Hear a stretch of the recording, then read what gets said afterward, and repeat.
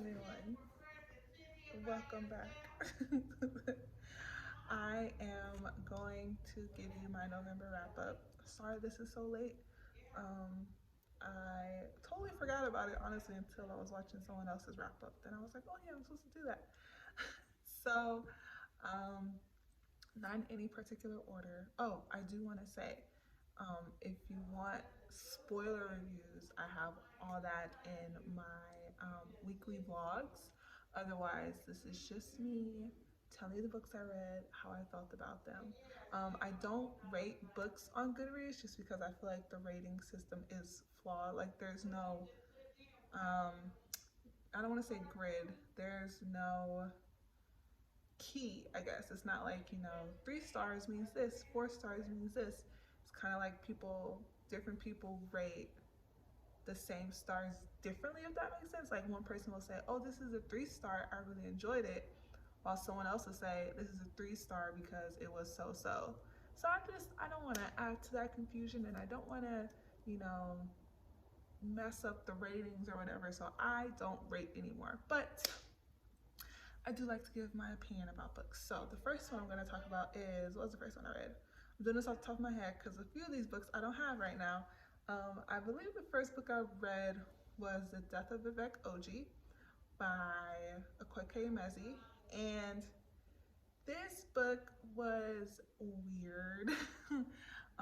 It was a story about two young men. It focused on one of them though, but it was about two young men. And it was a coming of age story, and it was set in Nigeria. It was published this year, and I love Akweke Emezi's work.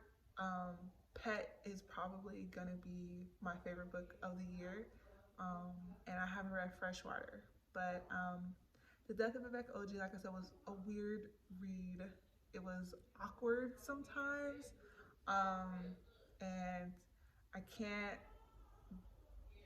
really understand why they decided to write their characters the way that they did. I'm not gonna say anything, but yeah, the book was okay. Out of the two that I've read of theirs, this is my least favorite. So hopefully Freshwater will be so much better. The next book I read was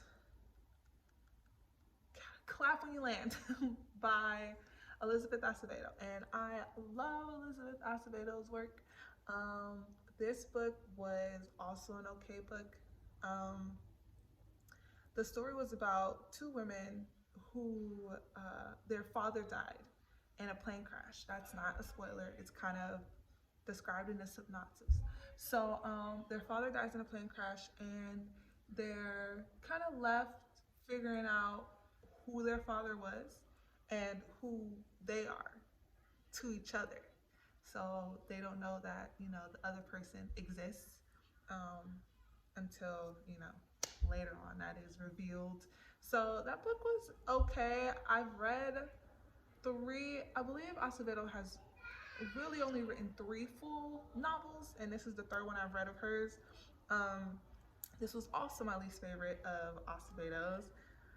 I don't know, the ending just felt very, the middle was very slow, and then the ending was okay, but it felt too neatly wrapped up in a bow to me. I don't know.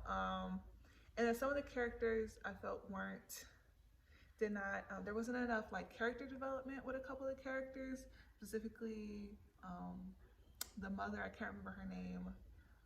I believe the characters are Camino and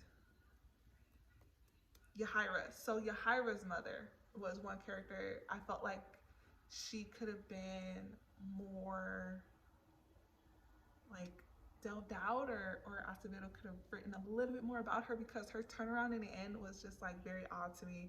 Um, so the book after that I read was It Ends With Us by Colleen Hoover, and this was I listened to it on audiobook. I use Overdrive for my audiobooks. And this book was really good.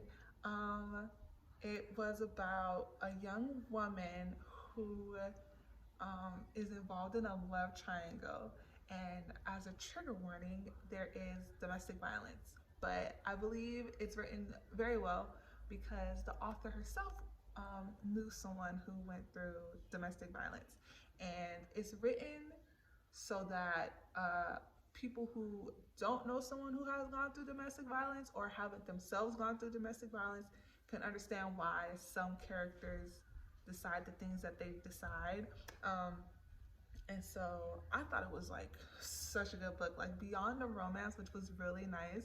Like the way Hoover wrote these characters and the decisions that they made. Like a lot of times I was like, what are you doing? But in the author's note, Hoover explains why she has some characters make the decisions that they make.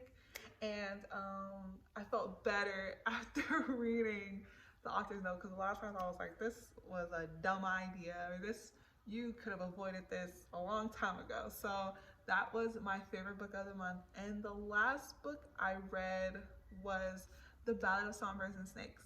Oh, this book was my least favorite book out of all the books I read for November. I truly enjoyed The Hunger Games.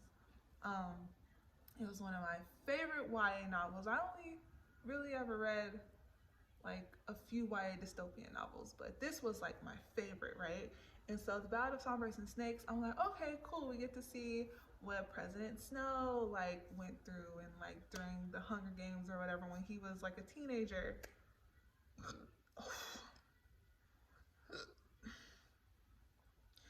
And I was excited to see how, they say like genius and insanity are like a very fine line. And I wanted to see that fine line being crossed with Snow. And like, we get that, but geez, it takes forever to get through the book. The book is over 400 pages, and it's like slow, slow, slow. Like, oh, that book was, I had to pull teeth to get that book out. Jesus Christ. So that was my least favorite book. Oh, I don't think I talked about what it was about. The book was about, like I said, President Snow and the 10th Hunger Games. And just, what he had to go through and what he did during the Hunger Games and the aftermath and his life and his family and his lineage and, it was mostly just about President Snow. And then I like the tidbits we get of, I don't want to call them Easter eggs because they're not Easter eggs, more just like, yeah, like little tidbits from the Hunger Games, like Katniss the plant. She mentions mockingjays a lot, which I like the explanation of the mockingjays because I don't remember if she really talked about it in the Hunger Games trilogy. But learning more about the mockingjays was really cool, and it made sense. Like, okay, I get why this was like such a symbol in the Hunger Games trilogy. What else did she talk about? I like learning about the inception of the Hunger Games and, why things are the way they were, or why things were the way they were for Katniss's Hunger Games. So that was cool, but it was still like my least favorite book to read for the month just because it was like the hardest to get through. So that's all I have for the wrap up. Yeah. And I don't know what else to say. I guess I'll just close it here and I'll talk to y'all later. Bye.